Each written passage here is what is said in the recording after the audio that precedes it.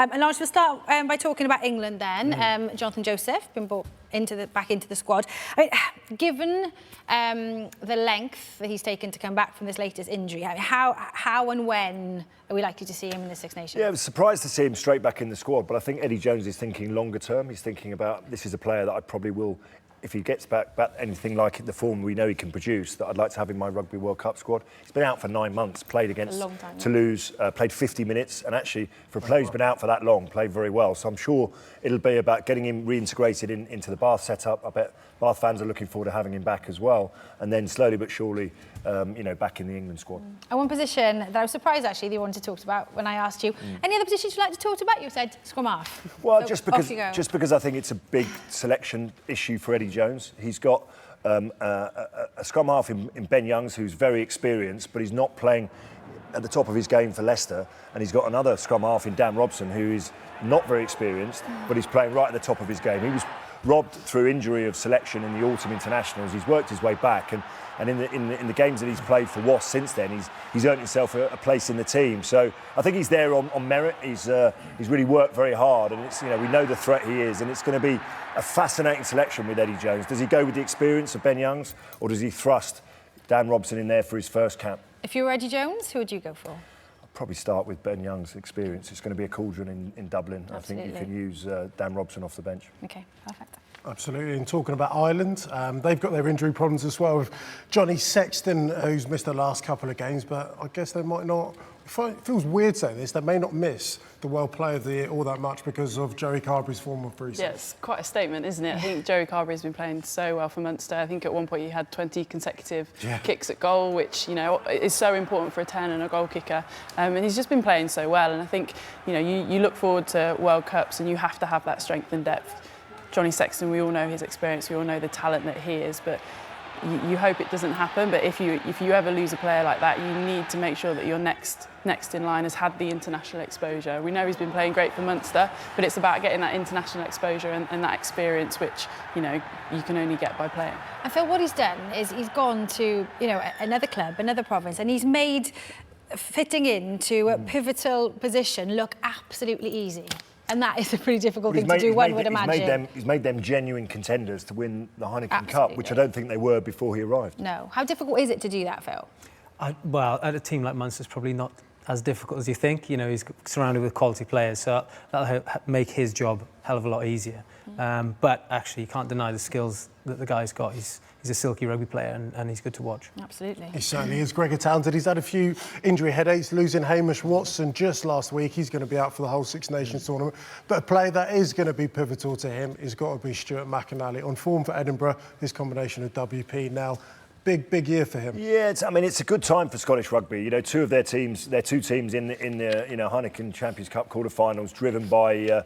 So I think Gregor Townsend's in a good spot, but the hooker position is a bit of worry for him because there's a few hookers out injured, so he's down to the bare bones. But what will really please him is the form of this guy, Stuart McInally. At one point, I think he made in this game against the game against Montpellier, like 4 tackles in 30 seconds. He's got the engine of a back row forward. He used to be playing the back row. He's got all the skills. Knows where the try line is, and I think. With 20 caps, he already feels like a player who plays with a lot more experience than he has, and I think he's going to be absolutely crucial to their success this season. It's a massive year for Wales, and none more so because it's Warren Gatland's last ever Six Nations as Wales coach, obviously World Cup at the end of it. Unfortunate for him, Gareth Davies, he's injured and he's going to be out for the next couple of rounds, but Tomas Williams, brilliant form. Tomas Williams. Thomas. She's got a worse choir on me. Phil will tell you how to say it. Sounds good to me. How do you say it? Thomas. Yeah, there you are, exactly. Thomas. That's it. Well, anyway, regardless of how you say his name, I think I got it right. He's playing some really good rugby at the moment, right? He is, yeah. He's a lively character, lively rugby player, so he's doing some good things at Cardiff Blues, and that's shown with a bit of exposure in the national squad. But he's probably one of those guys who's looking to cement his role and his place in Wales squad. And he's going a good way. He's going a good way to do it by scoring these tries, showing that skill, those offloads, that pace, footwork.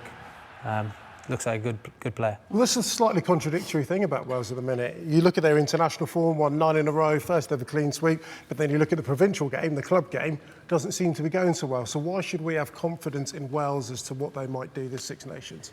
I think that's kind of been a theme for a number of years now. So that doesn't kind of surprise me.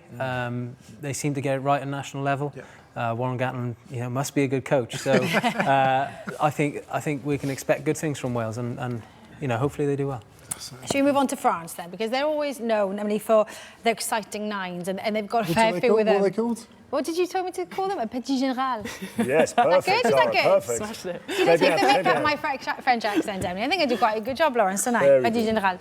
And I want to talk about Dupont. Is that right? You're making me now. I can say his name, but you're making me nervous saying his name.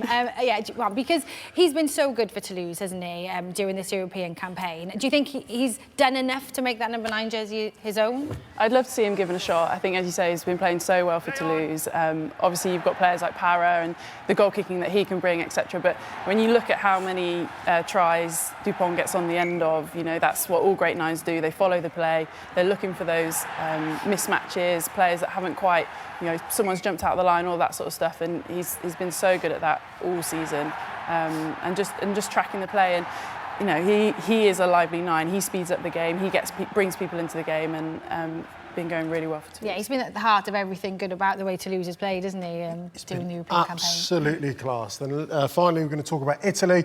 Probably not candidates to win the Six Nations, but if they have any chance of causing a couple of upsets, a guy that you know very well in Michele Campagnaro, that's all right in terms of... Yeah, sounds good. Thank you very much. He's going to be essential to their campaign. He is, and he's kind of talisman, I think, for Italy. He's really big for them.